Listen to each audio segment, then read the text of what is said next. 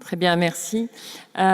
Effectivement, on a détecté dès 2012 ce qu'on appelle des signaux faibles, hein, c'est-à-dire qu'on a vu qu'il se passait des choses dans les territoires en France, et notamment dans des territoires, hein, Madame, vous avez raison, où il y a beaucoup d'universités, beaucoup de technologies, beaucoup d'entreprises technologiques.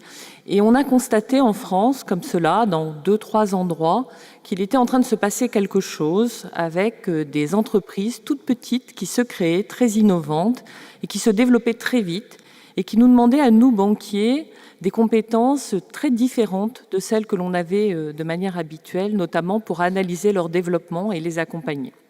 Et donc, en 2012, un peu avant les métropoles French Tech que vous rappeliez, qui se sont créées en 2013, on a décidé, au niveau de BNP Paribas, de créer une démarche d'accompagnement des startups spécifique avec des banquiers qu'on a spécialisés pour cet accompagnement et qu'on a développé partout où il existait un écosystème constitué d'universités, d'incubateurs, d'un certain nombre d'acteurs capables d'accompagner avec nous ces entreprises. Nous étions très conscients que nous n'avions pas toutes les compétences techniques et technologiques au sein de la banque. Il y a quelques secteurs que nous connaissons bien, mais absolument pas tous les secteurs de l'innovation. Et donc, on a commencé à créer ces hubs, hein, que nous avons appelés des pôles Y, un peu partout en France, partout où se constituaient ce qui s'est appelé dans un deuxième temps les métropoles French Tech ou les villes de la French Tech, et qui ont constitué ces écosystèmes très accueillants pour les startups innovantes.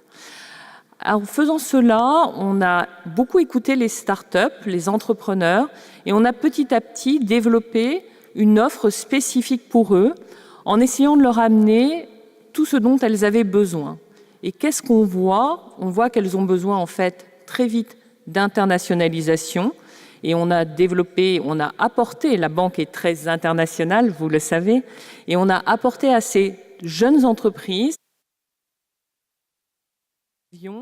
les compétences que nous avions en matière internationale, en les aidant à s'implanter à l'étranger avec nos équipes de trade développement, et puis en les aidant à s'implanter dans les différents pays avec tous nos hubs partout dans le monde pour permettre leur développement. On a aussi très vite travaillé sur l'accès au capital. Effectivement, il est très important que ces startups innovantes puissent être financées, et le financement est un financement qui passe par le capital. Et donc, on est investisseur en tant que BNP Paribas dans un certain nombre de fonds, dits de seed capital, pour permettre que ces fonds d'investissement eux-mêmes investissent dans les startups. Depuis 2 ans maintenant, nous avons notre propre investissement en direct dans les startups, et en 2013, on a commencé par investir dans des fonds dont c'était le métier et qui étaient spécialisés dans ce domaine. Après, on a constaté qu'il était extrêmement important également d'accompagner ces startups à trouver leurs premiers clients. Et ça tombe bien parce que la banque, elle a la chance d'avoir des clients entreprises de taille intermédiaire ou entreprises familiales et d'avoir effectivement ces jeunes startups qu'elle accompagnait. Et les deux nous ont dit d'ailleurs, il est important que vous nous connectiez, que vous fassiez ce travail de go-between, de connexion entre nous, parce que nous, startups, on est petits, on a besoin de se faire connaître et de coopérer avec des entreprises plus matures. Et nous, entreprises plus matures, plus importantes, on a besoin de se transformer, d'innover et de trouver en fait de nouveaux modes de fonctionnement et de transformation. Et donc la banque a joué ce rôle d'intermédiaire et on a commencé à développer des programmes de coopération entre start-up et entreprises de taille intermédiaire. Donc par exemple des choses qu'on appelle des Y Connect, où on rassemble les entreprises les plus importantes, ou en tout cas les start-up les plus intéressantes dans un domaine. Par exemple, vous parliez de la cybersécurité, madame, effectivement, c'est un domaine très important pour toutes les entreprises et pas que les grandes. Et donc, on a fait des Y Connect autour de la cybersécurité, autour de la data aussi. Donc, on invite nos grands clients, entreprises de taille intermédiaire, entreprises familiales, à venir rencontrer des jeunes start-up qui travaillent et qui sont très pointus dans ces domaines pour qu'elles collaborent ou qu'elles passent des partenariats ou qu'elles achètent les prestations de la start-up et qu'elles puissent se développer sur ces sujets-là. l'énergie, enfin l'efficacité énergétique est aussi un sujet extrêmement important. Il y a énormément de sujets sur lesquels les coopérations peuvent s'opérer. Et enfin, on a travaillé sur un programme un petit peu plus ambitieux encore, qui consiste en fait à travailler une coopération one-to-one, vraiment un binôme entre une start-up et une entreprise de taille intermédiaire, en partant du besoin de l'entreprise de taille intermédiaire, en sourçant des start-up, et là, pas simplement en France, partout dans le monde pour elles, et en lui permettant de collaborer pendant quelques mois avec cette start-up pour développer un projet, une idée, quelque chose qu'elle a envie de transformer dans son entreprise. Et on a fait comme ça, depuis 3 ans, une dizaine de collaborations par an, avec un certain nombre de succès, mais aussi avec des choses qui ne vont pas jusqu'au bout. Et c'est extrêmement important aussi de pouvoir se dire ça, parce que ça permet à l'entreprise et à la start-up de tester très vite des choses et de se rendre compte si c'est du business à terme potentiel pour elles deux ou pas, et de ne pas perdre trop de temps sur cette partie-là.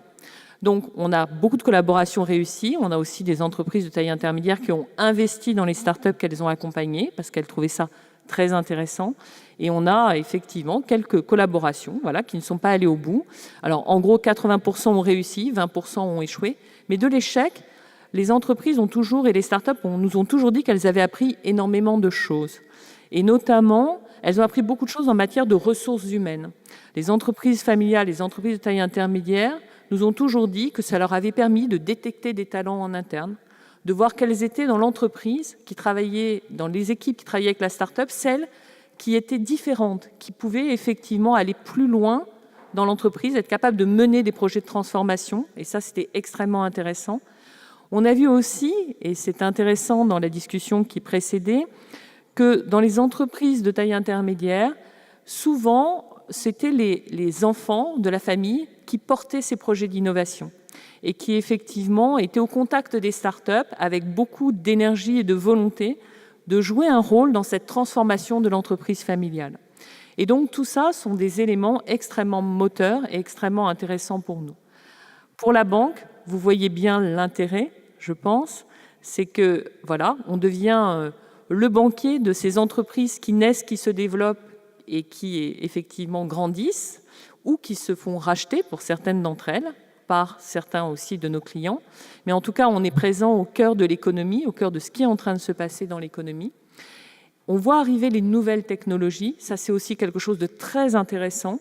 On voit les nouveaux phénomènes arriver très tôt, parce que, comme on est présent vraiment au démarrage, on a vu arriver les premiers acteurs de la blockchain. On a vu arriver en 2012 les nouveaux systèmes de crowdfunding, de crowd equity, de crowd lending. Et tout ça, c'est extrêmement intéressant pour voir comment les choses évoluent, comment les choses vont évoluer. Et puis, pour les entreprises qui sont nos clients, pour les entreprises plus importantes que nous accompagnons, eh bien, on devient évidemment, et on joue ce rôle qu'on a très à cœur de jouer, qui est celui de banquier conseil, acteur de la stratégie de l'entreprise. On est à leur côté pour réfléchir avec eux à leur transformation et à ce qui va faire que demain, elles continueront à se développer, à innover et à travailler sur d'autres segments de marché. Grazie, merci Myriam.